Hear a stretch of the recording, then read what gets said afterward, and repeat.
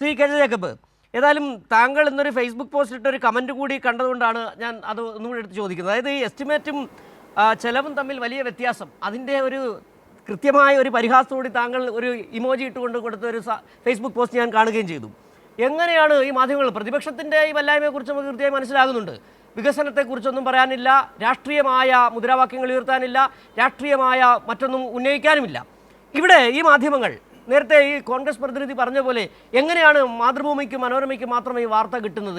എങ്ങനെയാണ് ഈ 1.5 ലക്ഷത്തിൻ്റെ കട്ടിലിൻ്റെ വിവരങ്ങൾ വരുന്നത്? ഇത് തന്നെയല്ലേ ഒരു സംശയം, ഒരു ചോദ്യം ഉയർന്നു നിൽക്കുന്നു ഇപ്പോഴും? ഭയങ്കര സങ്കടം ആയിപ്പോയി രാവിലെ ആ വാർത്ത കണ്ടപ്പം. അത് ബ്രേക്കിംഗ് ന്യൂസ് എന്ന് പറഞ്ഞിട്ടാണ് ഞാൻ കണ്ടത്. അതെന്തോ പിന്നെ എസ്റ്റിമേറ്റും ചെലവും തമ്മിൽ വ്യത്യാസം എന്ന് പറഞ്ഞിട്ടാണ് കണ്ടത്.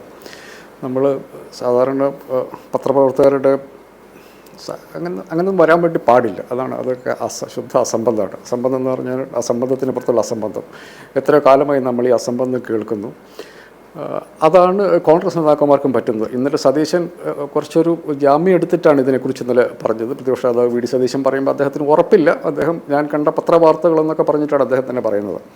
ഞാൻ കോൺഗ്രസ്സുകാരോട് പണ്ട് തൊട്ടേ പറയാറുണ്ട്, ഈ നമ്മൾ കൊറോണ കാലത്താണ്, കഴിഞ്ഞ തെരഞ്ഞെടുപ്പിൻ്റെ സമയത്താണ് ഇമ്മാതിരിയുള്ള ആക്ഷേപങ്ങൾ നമ്മൾ കേട്ടുകൊണ്ടിരുന്നത്. അപ്പം ഞാൻ പറയായിരുന്നു, ഒരു 24 മണിക്കൂർ നിങ്ങൾ ക്വാറന്റൈനിൽ വെച്ചിട്ട് മാധ്യമങ്ങൾ പറയുന്ന കാര്യങ്ങൾ എടുക്കാൻ പാടുള്ളൂ എന്ന്. എനിക്ക് കോൺഗ്രസ് നേതാക്കന്മാരുടെ അഭിപ്രായം അതാണ്. നിങ്ങൾക്ക് അയ്യപ്പ സംഗമത്തിൻ്റെ തിയറി നിങ്ങൾക്ക് എതിർക്കാം, അതിലെ രാഷ്ട്രീയം നിങ്ങൾക്ക് എതിർക്കാം. പക്ഷേ മാധ്യമങ്ങളിൽ വരുന്ന വാർത്തകൾ അതേപടി വിശ്വസിച്ചുകൊണ്ട് പൊസിഷൻ എടുക്കുന്നത് ശരിയല്ല. കാരണം മാധ്യമങ്ങൾക്ക് അവരുടെ അജണ്ട വെച്ചിട്ടല്ലെങ്കിൽ മാധ്യമങ്ങൾക്ക് ഇങ്ങനൊരു വാർത്ത കൊടുക്കാൻ വേണ്ടി പറ്റില്ല. ഇതിങ്ങനെ ചെയ്ത് കഴിയുമ്പോഴത്തേക്കും ഇപ്പോൾ ഈ മുഖ്യമന്ത്രിയുടെ കട്ടിലെന്നുള്ളത് എനിക്ക് തോന്നുന്നു മുഴുവൻ മലയാളികളുടെയും വാട്സപ്പിൽ ഈ സംഭവം എത്തിയിട്ടുണ്ടാവും. മുഖ്യമന്ത്രി 1 ലക്ഷം രൂപയുടെ കട്ടിൽ വാങ്ങിക്കുന്നുണ്ട്. ഞാൻ എന്തുമാത്രം ട്രോളുകൾ അതിൻ്റെ പുറത്ത് കണ്ടു. മനുഷ്യർ വിശ്വസിച്ചിട്ടുണ്ട്. ഞാനിത് സർക്കാരിന് ദേവസ്വം ബോർഡിനെ കുറ്റം പറയുള്ളൂ. എത്രയും പെട്ടെന്ന് ഇതുമായി ബന്ധപ്പെട്ട വസ്തുതകളായിട്ട് ഓഡിറ്റ് റിപ്പോർട്ട്, പ്രോപ്പറായിട്ടുള്ള ഓഡിറ്റ് റിപ്പോർട്ട് എന്ന് പറഞ്ഞിട്ടുണ്ടെങ്കിൽ ഒരു ഓഡിറ്റർ നിയമിച്ചു കഴിഞ്ഞാൽ ആ ഓഡിറ്റർ ബന്ധപ്പെട്ട കക്ഷിയിൽ നിന്ന് കണക്കുകൾ വാങ്ങും.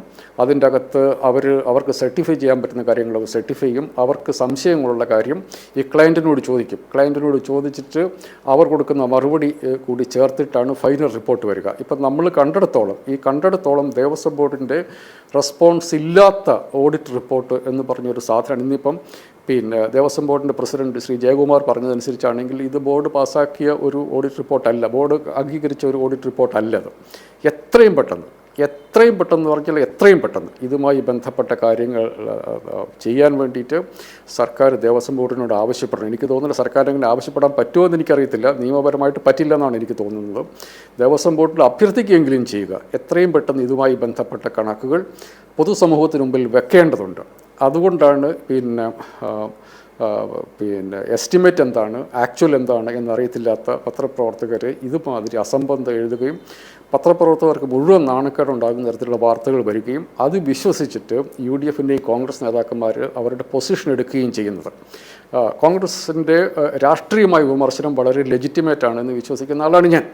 അതിൻ്റെ അകത്ത് അവർക്ക് പറയാനുള്ള അവകാശവുമുണ്ട്. ഇത് LDF സർക്കാർ അതല്ലെങ്കിൽ സാധാരണ ഇതിൽ മുഖ്യമന്ത്രി ഒന്നും പോകേണ്ട കാര്യമില്ല. ശബരിമല എന്നുള്ളത് ദേവസ്വം ബോർഡിൻ്റെ മാത്രം കൺസേണാണ്. അവിടെ മുഖ്യമന്ത്രി ഇപ്പോൾ ശ്രീ ഗോപൻ പറയുന്നത് ഞാൻ കേട്ടുകൊണ്ടിരിക്കുകയായിരുന്നു. ഇത്രയൊന്നും വിശദീകരിക്കേണ്ട ആവശ്യം സംസ്ഥാന സർക്കാരിനില്ല, LDFന് ഒന്നുമില്ല. അപ്പോൾ അതിൻ്റെ പുറത്ത് രാഷ്ട്രീയ ലക്ഷ്യമുണ്ട് എന്ന് കോൺഗ്രസ്സിന് ന്യായമായിട്ടും ആക്ഷേപം ഉന്നയിക്കാവുന്നതാണ്. അതുമായി ജനങ്ങളുടെ അടുത്തേക്ക് പോകാവുന്നതാണ്. പക്ഷേ ഈ ഇല്ലാത്ത കണക്കുകൾ, ലോകത്ത് ഒരിടത്തും ഇല്ലാത്ത കണക്കുകൾ കൊണ്ട് ഇങ്ങനെ പോയി കഴിയുമ്പോഴത്തേക്കും അതിൻ്റെ ഒരു തെരഞ്ഞെടുപ്പിന് മുമ്പിൽ വെച്ച് കഴിയുമ്പോഴത്തേക്കും ഇതിൻ്റെ രാഷ്ട്രീയ ഉദ്ദേശം നടക്കും. പക്ഷേ അതിൻ്റെ വസ്തുതകൾ വേറെ എവിടെയോ കിടക്കുന്നു എന്നുള്ള ഒരു ഗതികേട് നമ്മുടെ നാട്ടിലുണ്ട്. പക്ഷേ എനിക്ക് തോന്നുന്നത് എന്താണെന്ന് വെച്ചിട്ടുണ്ടെങ്കിൽ ഇതിനേക്കാൾ ഭീകരമായിട്ടുള്ള കഥകൾ കഴിഞ്ഞ തെരഞ്ഞെടുപ്പിന് മുമ്പിൽ വന്നിട്ടുണ്ടായിരുന്നു. അന്നത്തെ ആ കേസുകളൊക്കെ ഫോളോ ചെയ്തിരുന്ന ഒരാളെന്ന നിലയ്ക്ക് കേരളത്തിലെ മനുഷ്യർക്ക് ഇത് ഡിസ്കൗണ്ട് ചെയ്യാൻ അറിയാം. കാരണം കഴിഞ്ഞ 2021 മാർച്ച് മാസത്തിലാണ് കേരളത്തിൻ്റെ മുഖ്യമന്ത്രി ഡോളർ കടത്ത് കേസിൽ പ്രതിയാണ്. അദ്ദേഹം ഡോളർ കടത്തി എന്നുള്ള കാര്യം ഞങ്ങൾ അറിഞ്ഞപ്പോൾ ഞങ്ങൾ ഞെട്ടിപ്പോയി എന്ന് പറഞ്ഞ് കസ്റ്റംസ് കൊണ്ടുപോയി ഹൈക്കോടതിയിൽ അഫിഡവിറ്റ് കൊടുത്തത്. എന്തൊരു വലിയ വാർത്തയായിരുന്നു. മനുഷ്യരത് വിശ്വസിച്ചോ ഇല്ലയോ എന്നുള്ളത് ആ തെരഞ്ഞെടുപ്പ് ഫലം നമ്മളെ കാണിച്ചു തന്നു. അതുകൊണ്ട് അതിലെനിക്കൊരു അതിങ്ങനെ ഈ തെറ്റിദ്ധരിപ്പിക്കുന്ന വാർത്തകൾ പറയുകയും അത് വെച്ച് ഞാൻ കോൺഗ്രസിനെ മുഴുവനായിട്ട് കുറ്റം പറയുകയല്ല. വാർത്താ മാധ്യമങ്ങൾ പറയുന്ന കാര്യങ്ങൾ വെച്ച് അവർക്ക് ചിലപ്പോൾ നിലപാട് എടുക്കേണ്ടി വരും. പക്ഷേ അവരോട് എനിക്ക് അഭ്യർത്ഥിക്കാനുള്ളത്, നിങ്ങളൊന്ന് സ്ലോ ചെയ്തില്ല എങ്കിൽ നിങ്ങൾക്കത് ഗുണകരമായിട്ട് വരാൻ സാധ്യതയില്ല. ഈ 1 ലക്ഷം രൂപയുടെ കട്ടിൽ എന്നൊക്കെ പറഞ്ഞ് കഥകൾ ഉണ്ടാക്കുമ്പം അത് നമ്മളൊരു സമൂഹത്തെ മുഴുവൻ പറ്റിക്കുകയാണ് ചെയ്യുന്നത്. കാരണം അതല്ലല്ലോ വസ്തുത.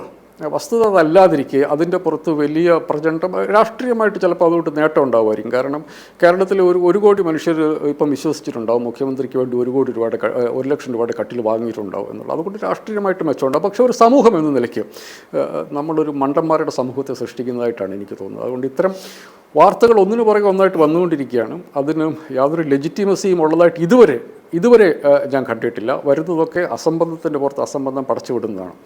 എനിക്ക് UDF-നോട് പറയണം, നിങ്ങളതിൻ്റെ രാഷ്ട്രീയം അയ്യപ്പ സംഗമം രാഷ്ട്രീയമായിട്ടാണ് സംഘടിപ്പിച്ചത് നിങ്ങൾ പറയുന്നത് ലെജിറ്റിമേറ്റ് ആയിട്ടുള്ള ക്രിറ്റിസിസമാണ്. അതല്ലാതെ ഇല്ലാത്ത ഒരു ഓഡിറ്റ്, പ്രോപ്പർലി നിയമപരമായ നടപടിക്രമങ്ങൾ പൂർത്തിയാക്കാത്ത ഒരു ഓഡിറ്റ് റിപ്പോർട്ടും ആ ഓഡിറ്റ് റിപ്പോർട്ടിൻ്റെ പുറത്ത് മാധ്യമങ്ങൾ പടച്ചുണ്ടാക്കുന്ന അസാധാരണമായ അസംബന്ധം, അതിൻ്റെ പുറത്ത് രാഷ്ട്രീയ വ്യാഖ്യാനങ്ങൾ കെട്ടിപ്പൊക്കുക എന്നുള്ളത് ഒരു ആർക്കും ഗുണം ചെയ്യില്ല.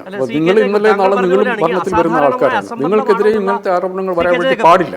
ഈ അസാധാരണമായ അസംബന്ധം എന്ന താങ്കളുടെ പ്രയോഗം ശരിക്കും ഒരു മുതിർന്ന മാധ്യമപ്രവർത്തക എന്ന രീതിയിൽ താങ്കൾക്ക് ആ ഒരു തരത്തിൽ തന്നെ വ്യാഖ്യാനിക്കും. പക്ഷേ അസാധാരണമായ അസംബന്ധമല്ല, അത് അസാധാരണമായ ചില കൂട്ടിച്ചേരലുകൾ, ചില ഗൂഢാലോചനകൾ എന്ന് തന്നെ എടുത്തു പറയേണ്ടി